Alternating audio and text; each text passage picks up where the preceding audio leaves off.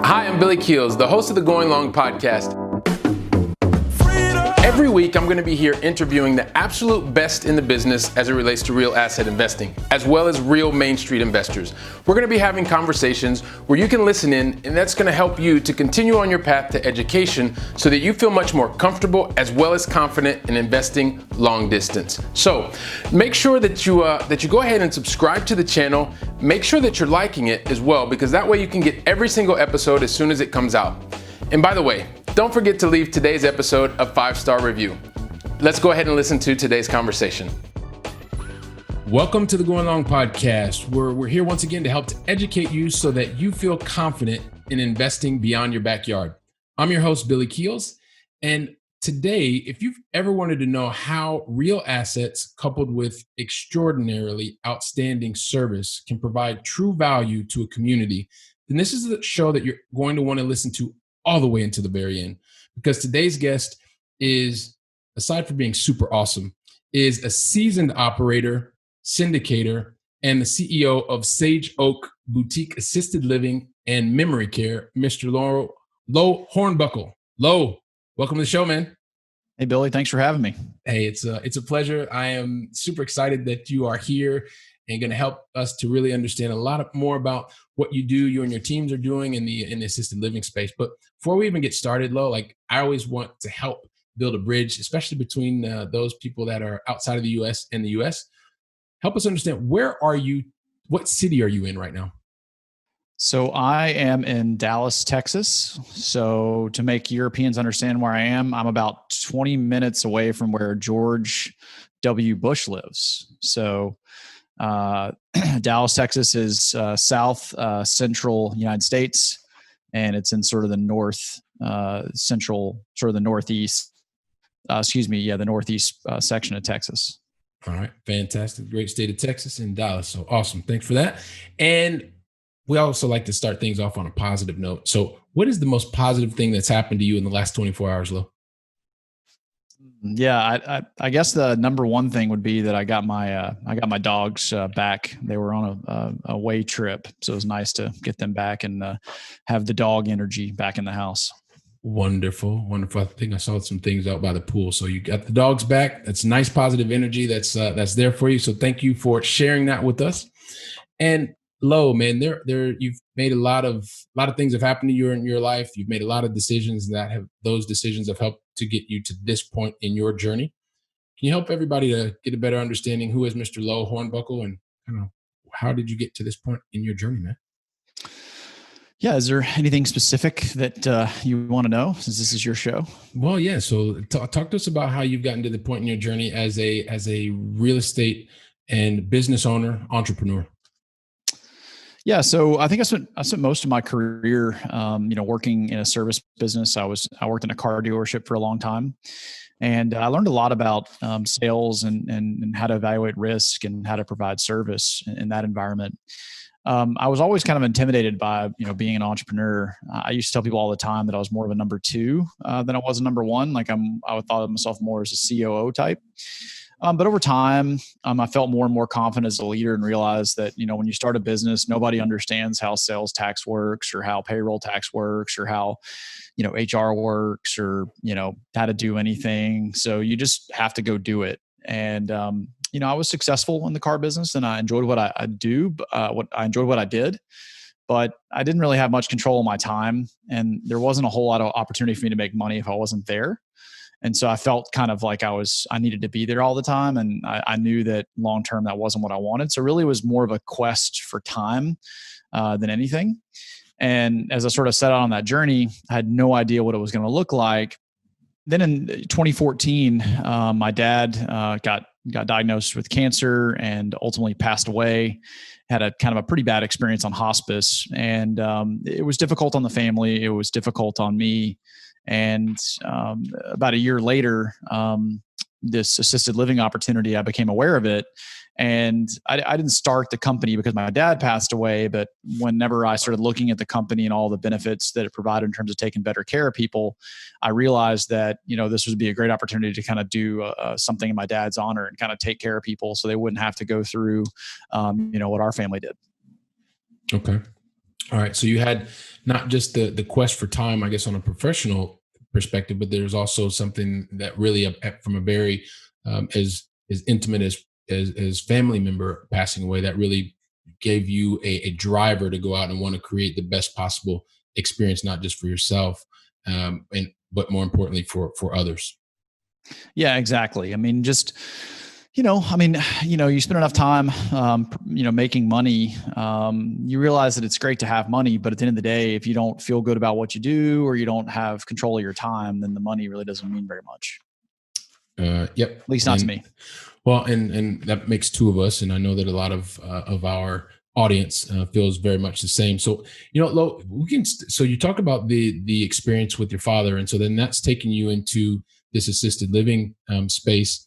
And I guess for those people that are outside of the U.S., a lot of times we may hear terms that are similar, but not maybe exactly the same, like nursing home or care agencies. Help us understand when you're talking about assisted living in the U.S. What exactly does that mean? Yeah, probably the best thing to think about is you kind of have these various buckets of terms. So you have things like senior housing, which sort of encompasses everything that involves elderly folks. It could be an apartment that's age restricted, but that doesn't provide any care, right? So senior housing is kind of a big bucket. But I think the best way to describe it is long-term care. So long-term care is where someone is going to live in an environment and have care provided, and they're there for a lengthened period of time. Short-term care would be like you're on a rehabilitation stay. So you're going to be there for a couple months while you get stronger. So assisted living is a form of long-term care, and we do assisted living and dementia care, or memory care is another thing that it's called. So we primarily focus on assisted living and dementia care. It's very similar to skilled nursing. It's a little different. The licensure is different. There's also generally people in skilled nursing have more complex medical issues, so there's a little bit more advanced need in those settings. What we found is there's a lot of people that are in skilled nursing, or what in Spain you would call a care home, because care home is kind of your encompassing term, like long-term care would be in the United States. What we found is there's a lot of people that are in skilled nursing environments that really don't have to be. They just need a little extra attention. So if someone doesn't have a complex medical condition, if you're able to provide the right ratio of staff to residents, then a lot of times you can keep those people from ever having to graduate into that skilled nursing environment. And most people would rather live in an assisted living environment versus a skilled nursing environment in general. Okay, and that's basically because they have more freedom, more access to. It's really it's a lot of things. I mean, so if you think about a nursing home, one of my friends sort of famously called them a hospital with a better paint job. Mhm. So that maybe that's the way to think about it. It's more institutional. Whereas assisted living is more of a blend of healthcare and hospitality. I think skilled nursing is all healthcare in a lot of cases. Mhm. Not always true, but I think generally true. So, independent living or active adult is all hospitality. And then skilled nursing on the other end of the spectrum is all healthcare. And then assisted living is kind of positioned in the middle, where it's kind of a blend of healthcare and hospitality. Okay, I love that, and That not makes heard sense. that, not heard that before, and I think that paints a really great Yeah. visual for people. So it's right in the middle of the pendulum. So, and one of the things that we've heard a lot, right, is and even talked about in the beginning when we talk about the assisted living. Um, do you see it as a real estate play, or do you see it as a services play, and why? So, I mean, I think it's both. I think it's both in a service play and a real estate play, but I think it's absolutely a service play first. So, it's an operating business, right? So, one of the things that I've tried to kind of tell our staff is, if you really think about the business that we're in the HR business, we're in the human resources business, because every bed you have, you're going to have about anywhere from a half to one staff. So if you have 1,000 beds, you're going to have anywhere from 500 to 1,000 employees. So it's a very labor intensive business where you have to be really adept at navigating human resource issues. So it's a service business for sure. And then, from the client's perspective, the real estate's important, where your building's located is important, but we find that people care more about great care, great food, great communication, more so than they do room size, or more so than they do, a stellar location. our company really does try to have both. We try to have, great locations with great care, great food, great communication. But I think at the end of the day, most people, if they've experienced a bad assisted living or a bad memory care facility, they're more than happy to drive an extra 10 or 15 minutes to go visit their loved one if the opportunities for better care, better food, and better communication exist somewhere further away. So it's definitely a service business with a real estate component. A lot of investors don't own the operating business; they own the real estate and then lease to the operator.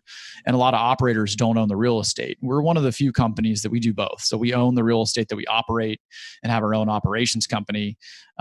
We have kind of everything under one roof. So if you think about all the steps in the process, you have, getting land, being able to build the right type of facility on that. We do that in-house. Raising capital for doing those things, we do that in-house. And then we operate those facilities once they're built. So we kind of have everything all under one roof. They may be under different brands, but the controlling parties and the sort of corporate culture and the philosophies are equally shared amongst the companies because they have the same controlling parties. Okay. And that makes a lot of sense. And one of the things that when you talked about there, Lo, you were talking about the great care, the great food, and great communications. Just summarizing, but you also mentioned the family members, and I'm curious to know, help us understand what role does your company play in the communication or in the interactions with the family members who are going to have a loved one that are at your assisted living facility? Yeah. So, a big chunk of our residents are cognitively impaired. So one of the best, one of the best ways is, can they be their own advocate, right? If someone can be their own advocate, then they can have loose or no connection to the outside world because they can advocate for themselves. If someone can't be their own advocate, then it's really important to have, strong support systems outside of the facility. So if mom's got dementia, but she has a robust family support system, outside of the facility, then they can pick up medications, they can come visit, they can, help us plan birthdays, et cetera. So really, the communication piece of what we do, a big chunk of it is directed at families, because ultimately the vast majority of decisions that we see day in and day out is that the resident isn't necessarily involved or isn't necessarily making the decision about where they live. It's the family saying, listen, we've tried this at home. We've tried this in these situations. And for whatever reason, due to cost, because 24-hour care at home is, $10, $12, $14,000 a month. I'm sure you can convert that to euros for your listeners. Sometimes not having care isn't a good option because someone may, cause a fire, or there could be a poison event, or there could be a series of falls that can be really deadly or devastating to someone's health. And so what happens is the family says, listen, we can't stand by and watch you be in a situation in which you're unsafe. And it's disruptive to our life because I have to leave work and rush to the hospital. I've done that 6 times in the last year. So therefore, we're going to find you an environment where your socialization needs and your safety needs can be met. But at the same time, you have your independence to do as much as you can, or to spend more time in your room if you want to be isolated, go outside if you want to go outside. So that's really kind of where the decision comes from. And so because the decision comes from the family, we kind of think of our residents as our residents and the family as our clients. Now, that's not always true. Sometimes they're one and the same, but often the person making the decision is not the resident, but rather the person who has, in America, we call a power of attorney or medical power of attorney, and they're the ones making health and financial decisions on behalf of their family member or their friend, in some cases, who is our resident. Okay. So in that case, and I think that's really important in terms of maybe not necessarily the family, majority of the time I'm going to assume that it is, but the person who actually has that power of attorney that you talked about. And really at the end of the day, you have that client who is, I guess, there and selecting your service and making payment. And then you also have another client who's also your resident to make sure that they're receiving the care that they were looking for. So, in Loe right now, we're in a really unique time, right? And I take my example being here in Spain, and we think about things that are happening with COVID-19. And we think, in Spain, we've had over 26,000 people pass away because of coronavirus, and about 60% or 15,000 approximately as of today are people that are what you consider the elderly. Excuse me, I was thinking in Spanish there. That happens to me every once in a while. So yeah, so elderly, and I know that because I follow you and the things that you're doing with your company, and so I'd really be interested for you to share some of the things that you're doing, considering that there's been such a kind of like the spotlight has been on the elderly community. Some of the things that you're doing at Sage Oak to make sure that your residents are as safe as possible, and also the customer that you talked about before, your client, that the families really understand what you're doing or how they can be involved. Yeah, it's a really difficult time. I mean, so I don't know what the rules are internationally or various other countries, but in the United States, almost every state in the United States has put forth an order that elderly can't have visitors in long-term care settings, except for medical necessity. So kind of imagine somebody that maybe their spouse is in our facility and they're used to visiting every day, and now they can't do that. And especially when we get kind of closer to end of life situations, it's a really tough situation. Mm-hmm. So I think the thing to think about is because COVID-19 is so deadly for older folks, older 65, and our average resident is probably 87. It might have a 15% or a 20% case fatality rate when it gets into an older population like that. It's a very, very bad virus for the elderly, and especially those that have comorbidities like heart disease or diabetic. There's quite a few things that kind of come into play, hypertension. But the number one thing you want to do as a facility, number one by far, is don't let it in the front door, right? That's the number one rule. And so if you think about the math on this, most what you would call care homes and most what we'd call long-term care facilities are designed to be institutional. They're designed to have 100 or 200 people all under one roof, one front door. Well, if that 100 or 200 people that live there, if we're using the same metric that I told you before, that every bed has half an employee to employee, that means it's going to have anywhere from 100 to 200 employees. Well, those 100 or 200 employees are out in the community. Each one of those people represents an opportunity for transmission. I'm coming into my shift. I walk in. I could be asymptomatically or pre-symptomatic infected. Well, in our environment, because we focus on small boutique settings, we only have 6 or 8 employees per building. So what that means is our chance of transmission is dramatically lower. So we might have 6 chances of the community to come through the front door when you have no visitors, whereas a big building might have 100. And the thing about it is that once it gets inside, there are countermeasures that you can take, but that's woefully inadequate. The number one rule here is try not to let it come to the front door. The other thing is that in a lot of other settings, like when we say skilled nursing or a nursing home, about 70% of that money in America comes from Medicaid. And so a lot of your socialized medicine countries, if they pay for long-term care, as a general rule of thumb, they don't pay very much. And so what a lot of times you see roommates. So you see 2 people in a room, 3 people in a room. They're triaging their care. They're triaging their real estate to the best of their ability. Well, let me ask you, if your roommate has COVID-19 and you're 8 or 9 feet apart and you have a little thin curtain, what are the odds that you don't contract it? So, these shared rooms are really a difficult setting for those types of things. So pretty much all of our properties have all private rooms, and a lot of them have all private bathrooms, which enables people to sort of self-isolate better. Obviously in a smaller setting, we can catch people's symptoms faster. You know the residents better when in a smaller setting. You also see things like, so typically in our facility, we're going to always have anywhere from a 1-to-4 to a 1-to-8 ratio, and that's staff to resident. In a bigger building, that number will generally be like 1-to-10 to 1-to-20. So, our worst ratio of staff to resident is often, better than their best ratio. And sometimes their worst ratio of staff to resident is sometimes 3 times as bad. So that means a lot of things. I mean, obviously you can imagine why care would be better in an environment that has better ratios, but you can also imagine that in a situation in which you need to isolate someone and say that person has dementia, you need as many hands on deck as you possibly can have so that someone that maybe wanders doesn't wander around the facility kind of infecting folks. So ratios really make a big difference in these situations as well. So, I'm very happy so far in Dallas. We have not had a single positive case either amongst staff or amongst our residents. Some of that's luck. Some of that is preparation and doing a good job. But there is some good data. I've been studying the data out of a few states that suggests the small facilities like ours are relative to big buildings performing much better.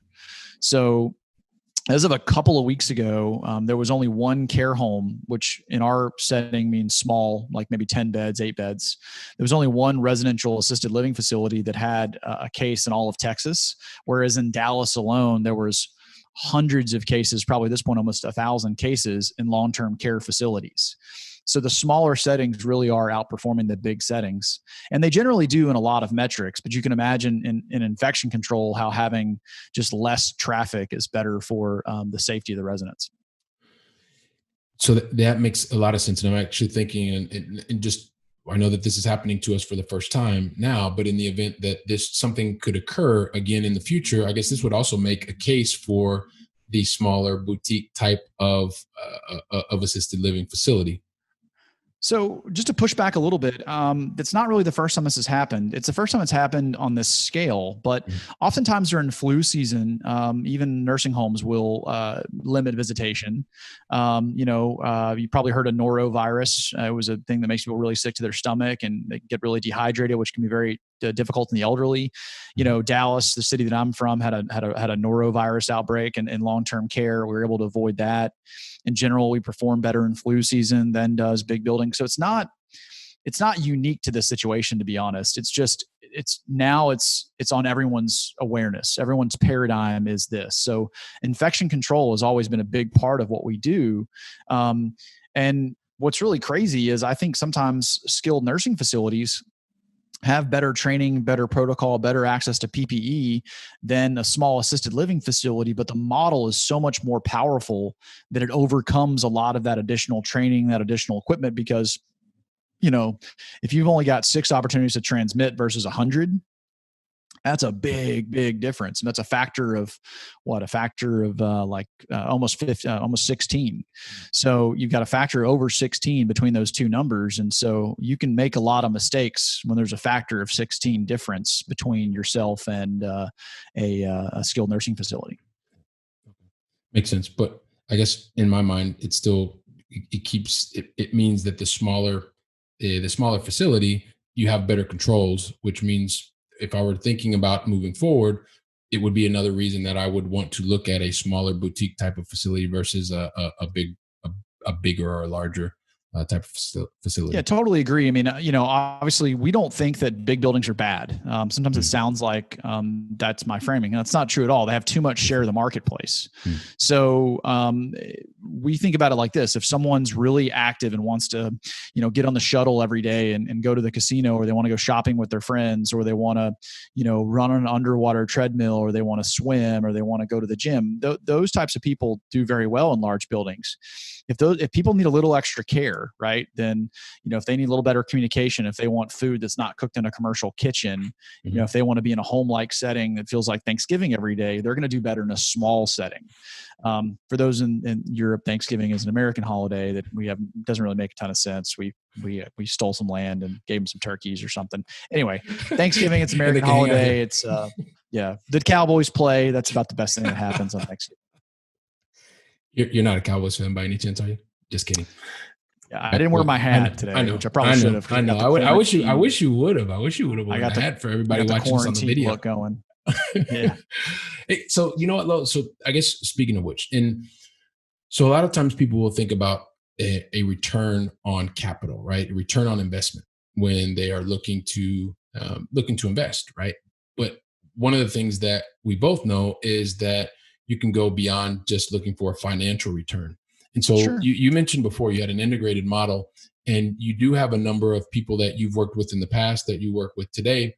And just curious, I guess, what are you finding that people that are interested in becoming involved in projects like yours, similar to yours, what are they really looking for beyond return of capital or on Well, I capital? mean, I think every investor, the numbers obviously big impact on their decision making. But the truth is that I think there's a section of people that are not just looking at return on investment or how much money they can make. There's a section of the population that doesn't matter what the returns are, wouldn't invest in tobacco, wouldn't invest in arming child soldiers, wouldn't invest in, they wouldn't invest in maybe oil because they are worried about the environment or whatever. So what we like about this is if you've ever had a parent or ever had a loved one go into an assisted living or a skilled nursing environment and have a problem or struggle a little bit, this speaks to you. Quite a few of our investors have been prior clients. And, I think there's a chunk of people that want to do conscious capitalism. They want to invest in things and get a return on their investment, but they also want to do good in the world. And so if you can invest in something that will keep someone else from falling at a much lower rate, if you can invest in something that will improve someone's mood, if you can invest in something that will prolong their life because they get better care, better attention, then you can feel good about that. And so the reality is that, these folks that have needs are going to go somewhere. My argument would be, let's send them to the best place, not the only place. And so we just look at ourselves as the opportunity to kind of steal a little bit of market share from the big players, because the big players ultimately have a kind of a flaw in their model, flaw in their system. And I think our business is designed to offer a very stark alternative to that. And investors really appreciate the fact that it's something that's doing good in the world and also giving them a great return. Okay, perfect. So that makes a lot of sense. Appreciate that. And Lo, also too, like the whole premise of this podcast is really about helping people to feel confident to invest beyond their backyard. And you mentioned today that you're in Dallas, and I know that the majority of what you're doing is there in Dallas. But tell us, I guess, I know you also have interest outside of Dallas, and would be interested kind of what has been the motivation for you to invest beyond the place where you live, beyond Dallas today. Yeah. So, assisted living is a very operationally intensive business. So you really do, in my opinion, want to keep really tight geographic, areas. And, if you had, 3 or 4, if your company was broken up into regions, then that would make sense. But you wouldn't necessarily want to have an assisted living facility in Miami, an assisted living facility in Barcelona, an assisted living facility in China, an assisted living facility in Australia. It would just get a little bit overwhelming unless you had so many in each region that you could kind of have a sort of self-enclosed loop. It's so, our interest is there's a lot of markets that we're interested in, but ultimately because we live in North Texas, Texas in general and North Texas are really an economic powerhouse. I want to say if Texas were a country, it would probably be like the 10th or 11th largest economy in the world. So it's a very big economy as it is, and it's done very well. So from our perspective right now, focusing on Texas has advantages. Eventually, we'll build out Texas, and we may decide to venture into other markets. But we would only go into a market that we thought afforded us the opportunity to build, 5 facilities, 10 facilities, 15 facilities, and not, 1 or 2, because you really want to have those self-enclosed loops where, if an executive director goes out on maternity leave, we can slide someone over. If we have to let someone go, we have resources to do that.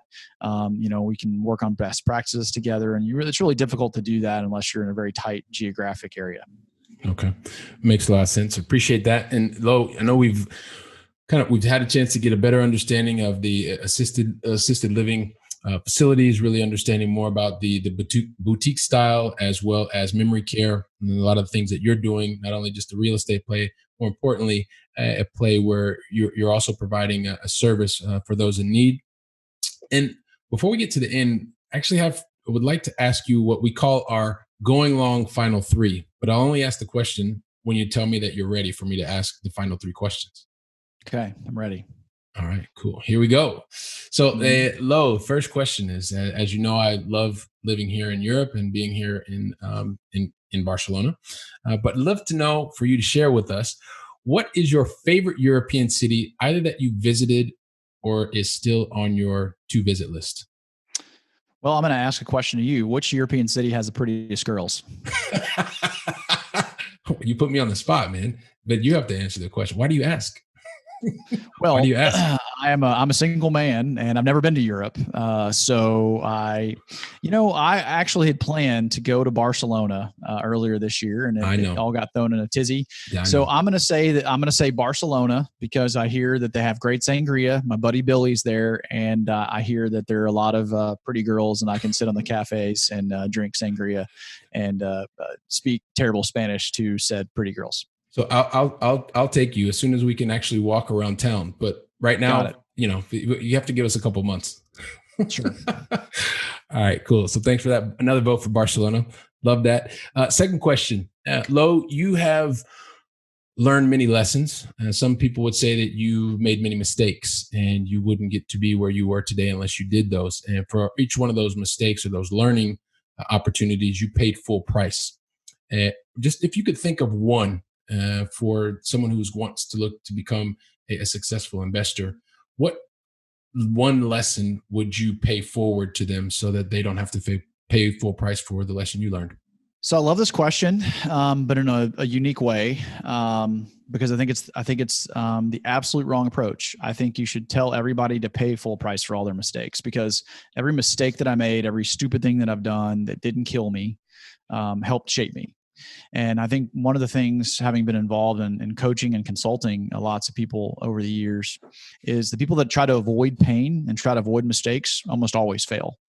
So I would say to your listeners, instead of trying to shortcut the process, lean into the process. If you're a boxer, you spend your entire career learning not to get punched. But the truth is, if you have a glass jaw, you'll never make it as a boxer.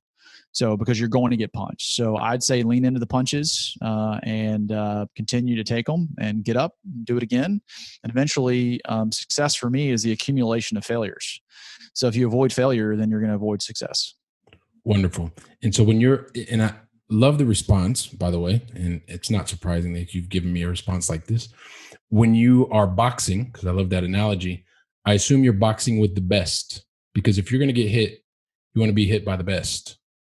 Would you agree with that? They have weight classes for a reason.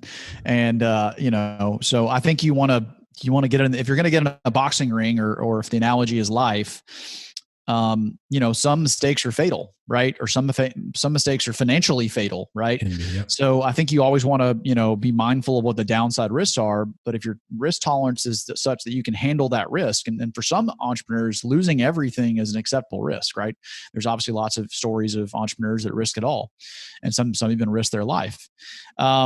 So you got to figure out what that acceptable risk is for you, but don't avoid it. Don't avoid the pain. Don't avoid the lessons, because that's where your breakthroughs are going to be. It takes you got to have a lot of fortitude to be an entrepreneur. And so if you skip out on the process, then as soon as the first global pandemic comes around, your business is closed anyway. All right. Love it, man. Love it. Love it. And last question, number 3. And I know you are an avid reader. I know you've written your own book that I want to talk about here in a little bit, but what one book would you recommend to someone today that's also on this path? I think the best book right now for the times that we're in, and it's actually written by a medical doctor who specialized in public health outbreaks, but at the time I didn't connect the dots. There's a book called Factfulness. And it's by a Swedish feller. I forget his name. I think it's Hans.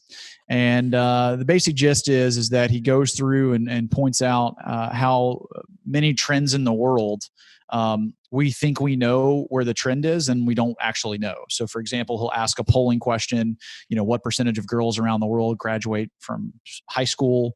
What percentage of people live in poverty? And the point of the book is that we have a lot of perceptions about the world based on media, but actual data bears out something very different.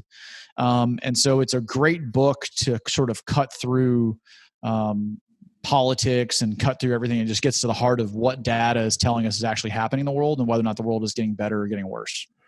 And I love that book. It was one that I believe I heard you talking about before. And the foreword on that book was actually written by Bill Gates, which I know during this time, he's a little controversial for some reason right now. Just a little bit, right? Just a little bit. So, no, but thanks for that. So yes, so Factfulness, we'll definitely include that as well in the show notes. So look, Loe, you've talked to us about so many things, man. You've continued to help to enlighten us. You've shared your journey, what your motivators were to actually get into the area of being able to give back to the community, being able to use just your engine, your personal experience to give back and build for others. And it's been fantastic, phenomenal. You've helped to educate us on the space of assisted living, and you've shared also to some of your insights in the final 3 questions of the day. And I know that there are so many people that are trying to figure out, like, how in the world can I get in touch with this guy, Loe?